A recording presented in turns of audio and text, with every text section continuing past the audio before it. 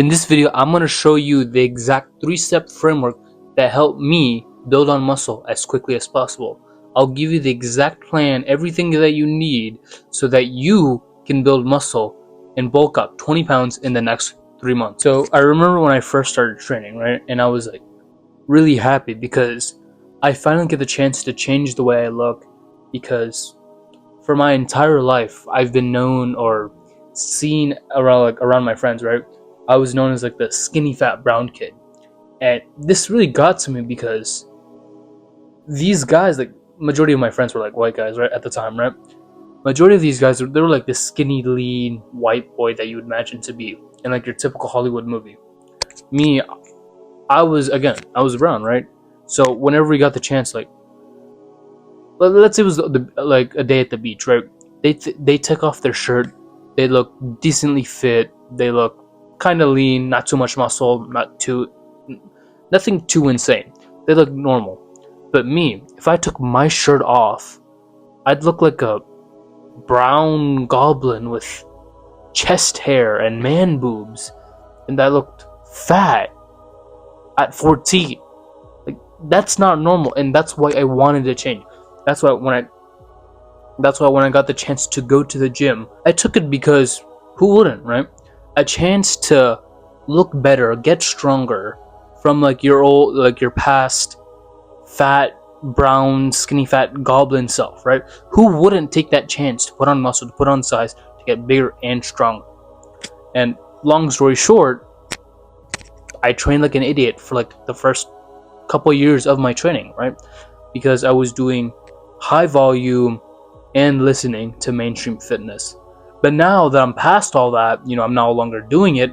All I do now is just lock in on intensity, progressively get stronger on my lifts, and just continue to put on size. Because that's all I do now. Because like I became more knowledgeable throughout like trial and error throughout my like fitness time. If you want to build muscle and get jacked in the next 3 months, click the first link down below in the description right now. So here are some general things that you want to avoid when you're watching like an influencer talking about fitness. And this can include me, in case I'm wrong. Like again, I encourage you guys to be free thinkers, think what you should know, but this is what I'm telling you from my perspective, from training like an idiot for like the first couple years of my training, but now finally starting on to put on gains. So one thing is that anyone who tells you that you gotta do 10 to 20 weekly sets is automatically wrong, because you don't need that much volume. Sure, it could help for certain things, but if your primary goal is to build on muscle and get strong, you really don't need that many sets. At most, 4 to 8 should be enough. You don't need more than 10 sets per muscle group is what like my final say would be. The second thing would be is some people think that all calories are the same for some reason. Like if you get calories from rice, that's the same as getting your calories from ice cream, so you might as well just eat the ice cream. That's something people believe. Well, that's not right, and like I would assume you would know, because ice cream has like polyunsaturated fats, a whole lot of chemicals. Rice, it's just rice. There's nothing bad about rice. So here's what I'm going to cover: your training, your diet, and your recovery. These are like the 3 things that you need to dial in on if you want to focus on getting more jacked, building more muscle and size. But yeah, for your training, you want to keep it simple, stupid. So KISS or KISS. Keep it simple, stupid. That's it. For your training, you don't need a gazillion different exercises. At most that I do per my workout is just 4. So I would recommend to you is just do 4 or less exercises. You want around 2 compounds and then 2 isolations, sometimes 3, depending on your like lagging parts. Then what you want to do is just do 2 sets, because 2 sets is all you need. And because you're doing 2 sets, you're gonna go to failure on all of them. Because if you were to do your basic 4x12, right, you would technically never do failure, because it's like you're just doing homework junk, if that makes sense, right? You're just doing 1 set, 12 reps. That's it. You're not pushing yourself more. Well, you're doing like this the way I'm telling you to do it. You're just gonna go, okay, set 1, go to failure. What does that mean? Just go all the way until you can't do another rep with a gun to your head. That's 1. 2, for your training, you want to give yourself around 3 to 4 rest days in between muscle groups. So let's say I'm doing, I don't know, back and buys on Monday, right? I would not train that muscle group until Friday or Thursday, whatever works for you. Some people, or majority of people, say 2 to 3 days is enough. Personally, and from what I would like recommend to you, 3 to 4 is better, because more recovery is never bad. More recovery is good, and that's like, recovery is like one of the big things about like the way that I train and the way that I'm telling you, because you're going to failure consistently, and so you need to be resting a lot more in order to like reap the benefits from going to failure. But yeah, keep your training simple and stupid. Don't do too many exercises, and keep like the sets, 2 sets all the way to failure. That's all for your training. Now, for the diet, you know that you should not be eating junk food, right? So I don't need to tell you that you should eliminate junk food from your diet. But what I will tell you is try to eat more simple ingredient foods rather than like complex ingredient foods, if that makes sense. So let's say you want to eat French fries, right? They're not inherently bad depending on the way that you make them. So let's say you want to eat French fries, right? And you go to the grocery store, you're gonna look for potatoes, right? Because that's what French fries are. They're potatoes, right? Or you could be like an idiot and go for a bag with like pre-made French fries. Now, the problem with going for the bag with pre-made French fries is that if you look at the ingredient list, you're gonna see a gazillion different things that it's gonna boggle your mind. Like, you're gonna see these random chemicals that you've never heard of before. You're gonna see all these things. It's gonna make your it's gonna boggle your head to the point where you're like, what the hell am I putting in my body? Whereas you go like the simple ingredient style and you just go for potatoes and season whatever you want at home. Go for just straight potatoes, and you look at the ingredient list. What's the ingredient list in potatoes? It's just potatoes. Like, come on. So you should try to go for 1 ingredient foods, or like less than 5, right? You don't want.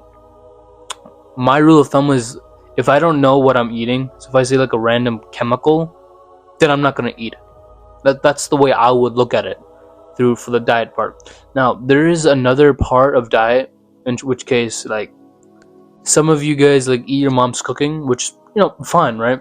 But sometimes it kind of gets hard for you to like track the calories, track the macros, and it kind of like messes you up on your cut or bulk.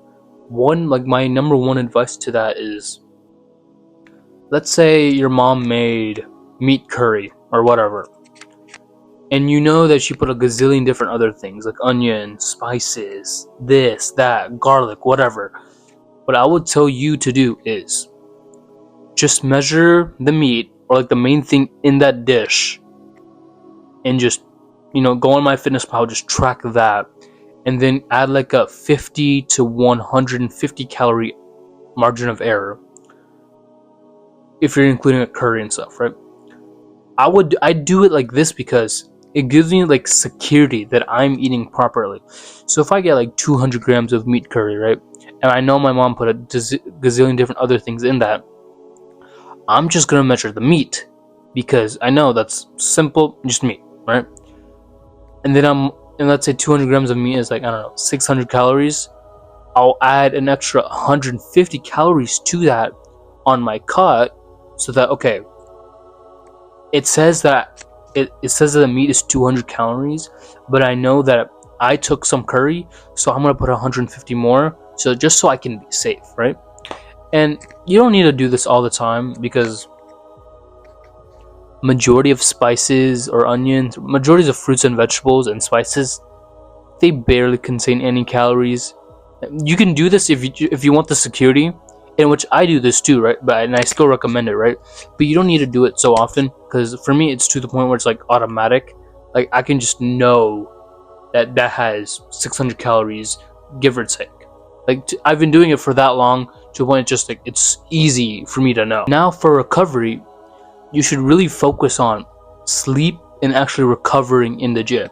So I know that a lot of you think that if you don't go to the gym every day, you think that you're wasting your time or just wasting time in general. But what if I told you that if you go to the gym every day, it can be counterproductive to the way that you're training that I suggested. So if you're going to use this method, you're going to be training to failure consistently, constantly. So if you go to the gym every day, your muscles aren't going to be recovered and replenished to go hard again for the next day, and you're just going to have to half-ass it, half-ass your workouts. And that's why you see people doing 4x12, right? They don't go to failure, they don't make any good gains, they don't have any noticeable size or strength. That's why they do 4x12 and stay the same as they are. Whereas you doing high intensity and focusing on the intensity, focusing on progressive overload, and you're trying to get stronger, you absolutely need to rest more. So, you know, the typical 4x12, they rest for like 1 minute, 30 seconds, maybe even 2 minutes. For you, you need to be resting for 5 to 7 minutes. 7 would be like the absolute max. 5 is like the minimum, I'd say. So you want to rest between 5 to 7 minutes because you're going to failure, right? And when I'm saying failure, you're not going to like RP. You're not going to mild discomfort, is what I'm going to tell you. You're going to failure. Like if I held a gun to your head, you shouldn't be able to do another rep, is what I'm trying to say. And then for your sleep, try to get 7 to 9 hours of sleep. And when you're sleeping, before you're sleeping, make sure you have like this grace period of like transitioning to sleep, like a bedtime routine, right? Maybe you do some meditation, clean up your room, just try to get into like that state of mind when you're like, yep, now it's time for bed. I better like clean this up. I better do this. I better do that. I better do X, right? You want to do this because you want to get in like, I guess, a bit of a flow state for your mind, because you don't want your mind to be wandering around when you're sleeping. It's like you're going to bed and you're like, I should do that, I should do that. Like you don't want any of that. So what you should do is maybe make a little planner for what you're going to do tomorrow, so your mind like doesn't need to worry about it. And then you should also maybe not go on your phone, you know, look at anything stimulating, because again, we're about to go to bed. All of our gains are going to be like gaining, if that makes sense. Your gains are going to be gaining while you are sleeping, because that's when like the food that you eat is building the muscle or repairing it and then making it stronger, because that's where your gains happen, and that's where they're made, and it's made from sleep. But yeah, honestly, thank you for watching this video.